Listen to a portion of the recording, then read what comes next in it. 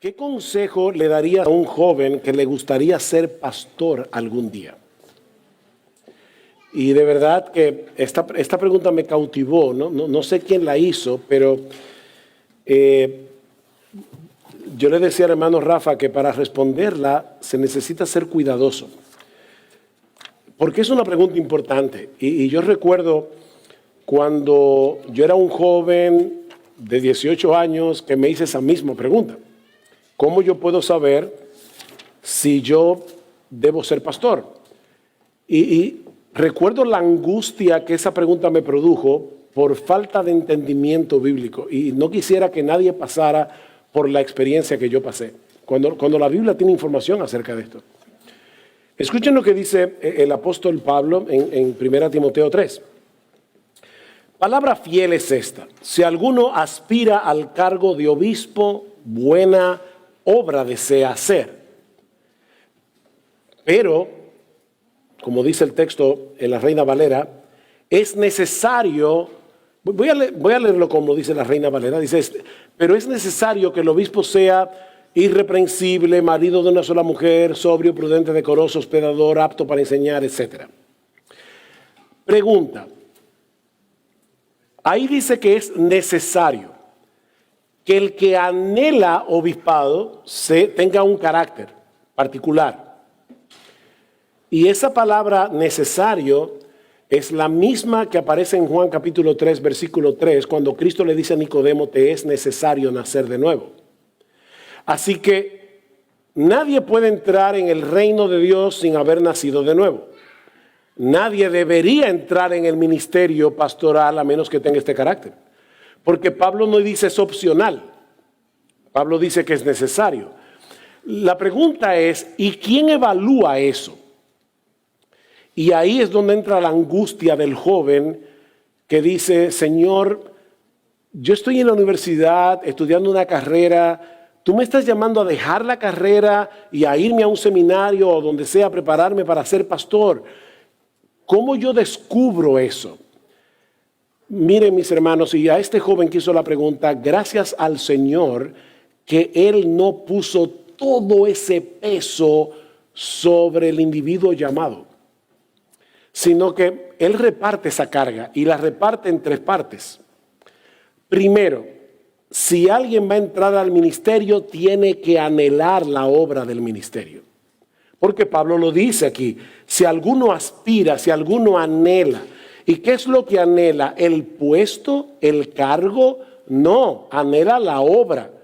Yo anhelo pastorear las almas, yo anhelo hacerle bien al pueblo de Dios, yo anhelo predicar la palabra de Dios. Entonces, debe haber un anhelo en el individuo, pero Pablo está diciendo, pero ese anhelo todavía no es suficiente. Alguien tiene que evaluar a este individuo para ver si él tiene las características que Pablo menciona aquí. Debe ser irreprensible, es decir, él no puede ser verazmente acusado, no es que sea perfecto porque nadie lo es, no es que sea sin pecado porque nadie lo es que no tenga ninguna tacha moral en su vida que sea incongruente con un embajador de Jesucristo.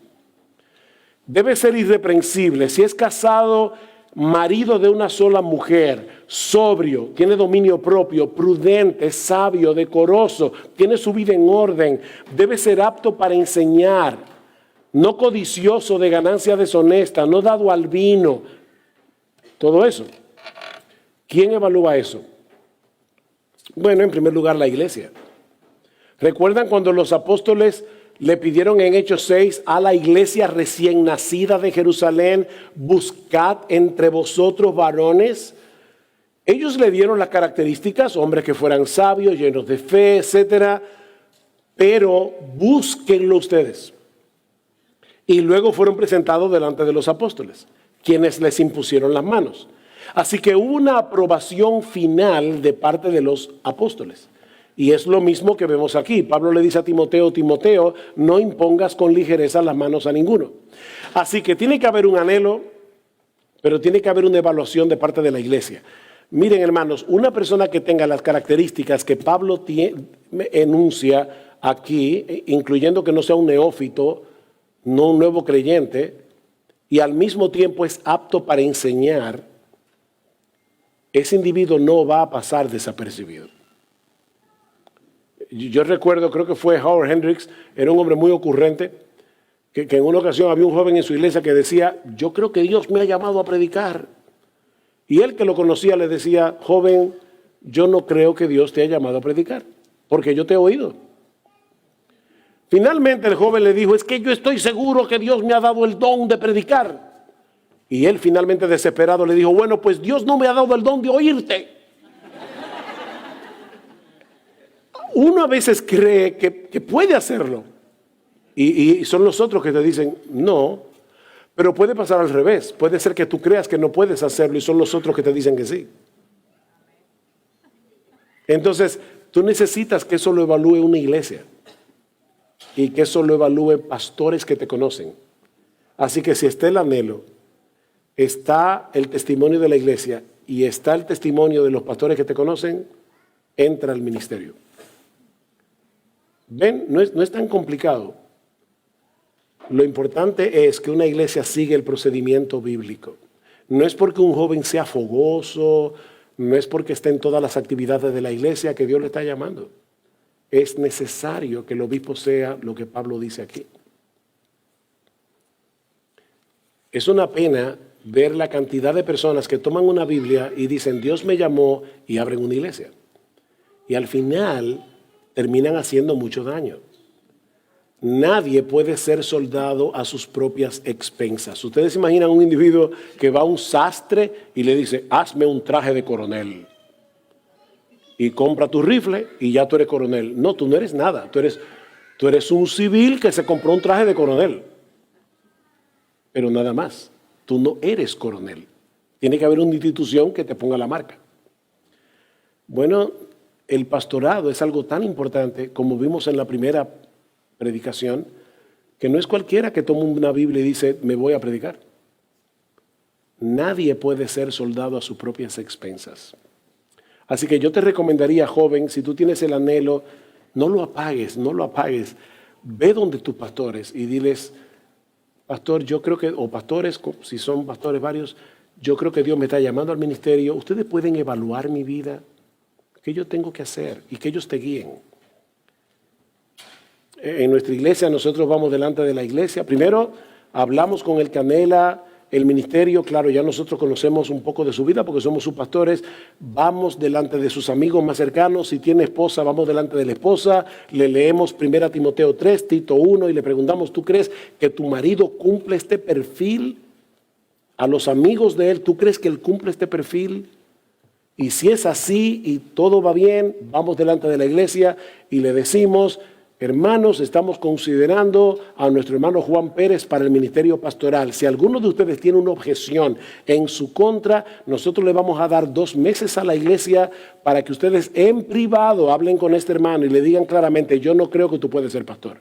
Y si tú no puedes resolver eso con él, ven entonces donde nosotros y nosotros vamos a tratar el caso junto con él.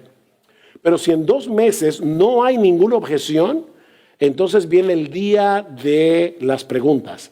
Nosotros le pedimos a este hermano y a su esposa que salgan del edificio para que nadie se sienta presionado por eso y vamos delante de la iglesia y decimos, ok, el hermano Juan Pérez quiere ser pastor y nosotros lo hemos examinado y no hemos encontrado ningún problema, pero ahora queremos saber qué ustedes piensan. Nosotros queremos saber, aquí dice que debe ser marido de una sola mujer. ¿Quiénes de ustedes pueden pararse aquí públicamente? Ya lo negativo se trató en privado. Aquí no se admite nada negativo.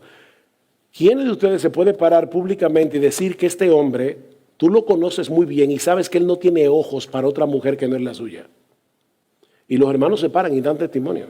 Ok, ¿quién puede dar testimonio de que él es sobrio, que él es hospedador, que él es apto para enseñar? Y así los hermanos van dando testimonio. Nos pasamos muchísimo rato oyendo los testimonios de toda la iglesia para examinar estas características. ¿Por qué hacemos eso? Bueno, porque en una iglesia de cierto tamaño puede ser que algún hermano diga, es que yo no conozco a Juan Pérez y yo no puedo votar por él porque yo no sé si él cumple todo esto. Pero cuando yo escucho los testimonios de los hermanos, digo, bueno, yo no conozco personalmente de manera tan cercana a Juan Pérez, pero lo que dicen estos hermanos es evidente que él cumple los requisitos. y entonces viene la votación. Y si el 75% más uno de la congregación vota por ese hermano, va a ser ordenado para el ministerio pastoral. Pero es un proceso. ¿Para qué? Para que no entre en el ministerio el que no debe entrar. Porque cuando entra el que no debe entrar va a terminar haciendo daño. Y miren cómo Pablo le dice a Timoteo, Timoteo, no impongas con ligereza las manos a ningunos y no participes en pecados ajenos. Si tú impusiste la mano con ligereza y este individuo hizo un desastre en su iglesia, tú eres culpable de ese desastre. Así que cerciórate de que ese individuo cumple 1 Timoteo 3 y Tito 1. Entonces, esa es la respuesta. Yo le decía al hermano Rafa, esta respuesta no es tan breve. No crean que yo todas las preguntas las voy a responder así. Pero esta pregunta es importantísima. Yo creo que en América Latina estamos sufriendo mucho porque muchas personas se han ido al campo de batalla a sus propias expensas y están haciendo mucho daño.